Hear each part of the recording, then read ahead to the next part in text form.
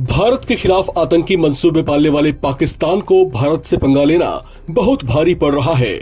Operation सिंदूर से पहले भारत ने पाकिस्तान को सबक सिखाने के लिए जिस सिंधु जल संधि को स्थगित किया था, उसकी वजह से अब पाकिस्तान में पानी के लिए हाहाकार मच गया है। पाकिस्तान के कई प्रांतों में सूखे जैसे हालात हो गए हैं।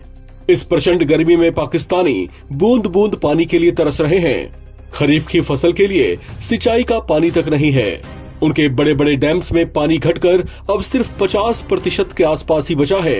इस बीच पाकिस्तान के विदेश मंत्री इशाक डार ने भारत को गिदड़ भभकी दी है कि अगर भारत और पाकिस्तान के बीच पानी का विवाद नहीं सुलझा तो ये सीज फायर ज्यादा दिन तक नहीं चल पाएगा।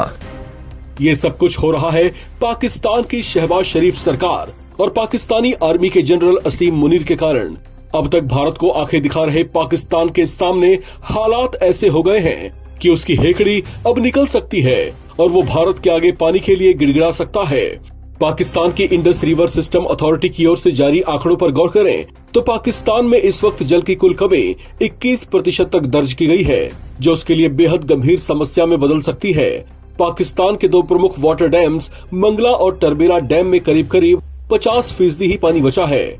मंगला डैम झेलम नदी पर बना है, जिसकी कुल क्षमता करीब 5.9 मिलियन एकड़ फीट है, लेकिन इसमें केवल 2.7 मिलियन एकड़ फीट ही पानी बचा है। वहीं सिंधु नदी पर बने टरबेला डैम में भी महज 6 MAF पानी बचा है, जबकि इसकी कुल क्षमता 11.6 MAF है। पिछले महीने हुए पहलगाम आतंकी हमले में 26 पर्यटकों के नरसंहार के बाद भारत ने कड़ा कदम उठाते हुए सिंधु जल संधि को अस्थायी रूप से निलंबित कर दिया था।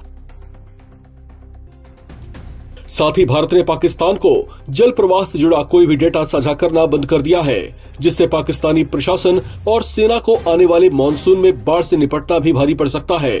IRSA ने चेतावनी दी है कि अगर स्थिति नहीं सुधारी तो जल्दी ही जल संकट और गहराएगा। पाकिस्तानी एजेंसियों को जलाशयों से बेहद सावधानी से पानी छोड़ने की सलाह दी गई है। IRSA ने बताया कि मार्च से सितंबर तक चलने वाले खरीफ सीजन की शुरुआत में ही पानी की भारी कमी हो सकती है। चेनाब नदी पर भारत की जल प्रवाह नीति में बदलाव के कारण मराला हेड वर्क्स पर जल प्रवाह में तेजी से गिरावट आई है, जिससे पंजाब और सिंध प्रांतों की सिंचाई व्यवस्था पर बड़ा असर पड़ा है।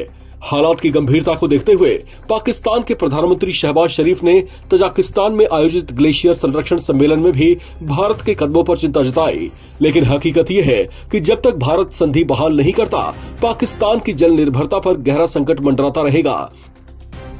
भारत को सिंधु जल संधि के तहत रावी, ब्यास, सतलुज जैसी पूर्वी नदियों पर पूरा अधिकार, जबकि पश्चिमी नदियों यानी झेलम, चिनाब और सिंधु के पानी पर सीमित अधिकार है। भारत को पश्चिमी नदियों पर 3.6 मिलियन एकड़ फीट तक जल संग्रह की अनुमति है, लेकिन वर्तमान में वह पूरी क्षमता का उपयोग नहीं कर पा रहा, जिससे पाकिस्तान को फायदा मिलता रहा है। हालांकि भारत ने अब चिनाब पर बने अपने बगलिहार और सलाल डैम की सफाई कर जल भंडारण बढ़ाया है और जरूरत के मुताबिक जल प्रवाह नियंत्रित करना शुरू कर दिया है।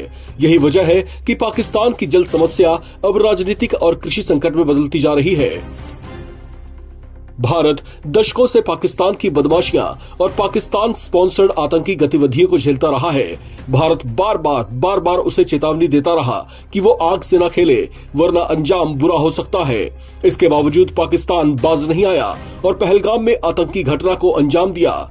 इसके बाद भारत ने भी अपना रौद्र रूप दिखाया और ऑपरेशन सिंदूर चलाकर न सिर्फ उसे कड़ा सबक सिखाया, बल्कि ये भी दिखा दिया कि नेबर्स फर्स्ट की नीति पर चलने वाले भारत से उलझने का अंजाम क्या हो सकता है।